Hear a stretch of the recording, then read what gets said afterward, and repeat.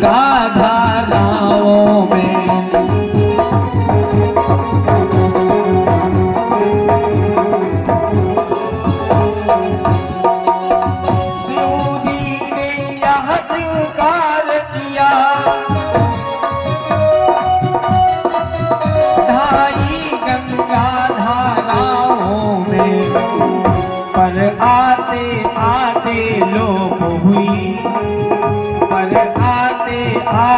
लोप हुई शंकर की जटिल जटाओं में।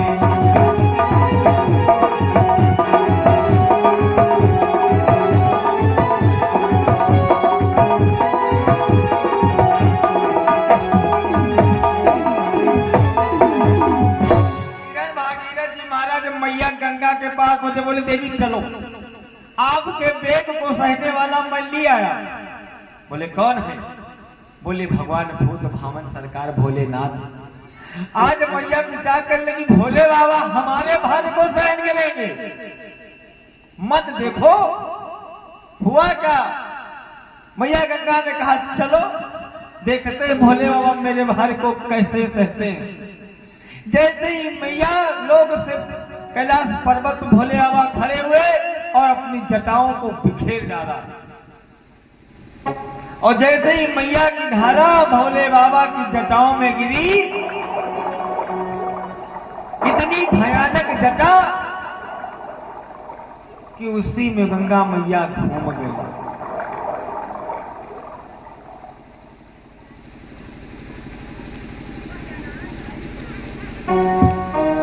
अब मैया गंगा को उन जटाओं से बाहर निकलने का रास्ता नहीं मिल पा रहा है।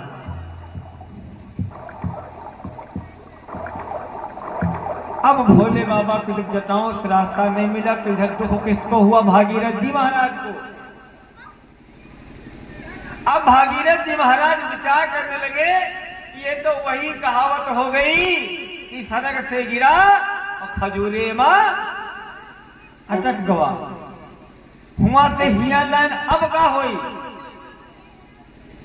आज भोले बाबा की तपस्या करना शुरू कर दिया भागीरथ जी महाराज ने पुनः। आज जब भागीरथ जी महाराज भोले बाबा की पुनः तपस्या की तो भोले बाबा ने अपनी जटाओं से गंगा को रास्ता दिया।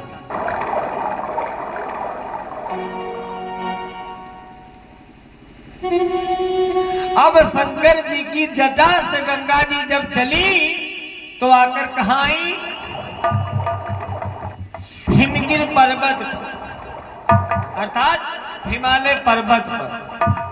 और ये भैया वहां से जब गिरी तो आई पर्वत पर, इधर पर्वत राज ने उनका रास्ता रोक दिया। अब भागीरथ जी और परेशान, मनमा सोचे कि किसे किके परीक्षा करी, किके करी तपस्या। ये तो मेरे जीवन में कितने सारे संकट आ रहे हैं।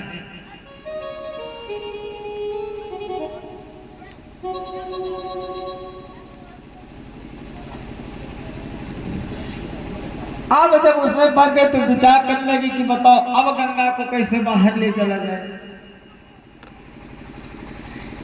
कि अब बेचारे फिर चिल्लाए, गंगा बोली मत घबराओ, पहले इंद्र के यहाँ जाकर ऐरावत हाथी ले आओ।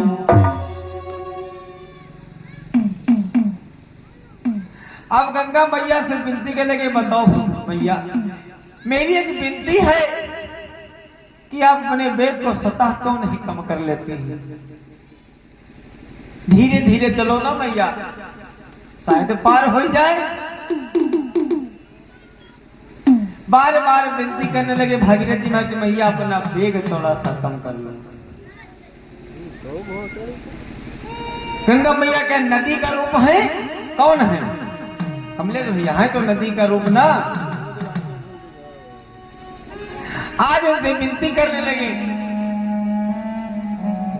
भागीरथ जी महाराज कहने लगे भैया कि गंगा धीरे धीरे बहना मैया, धीरे धीरे बहना मैया।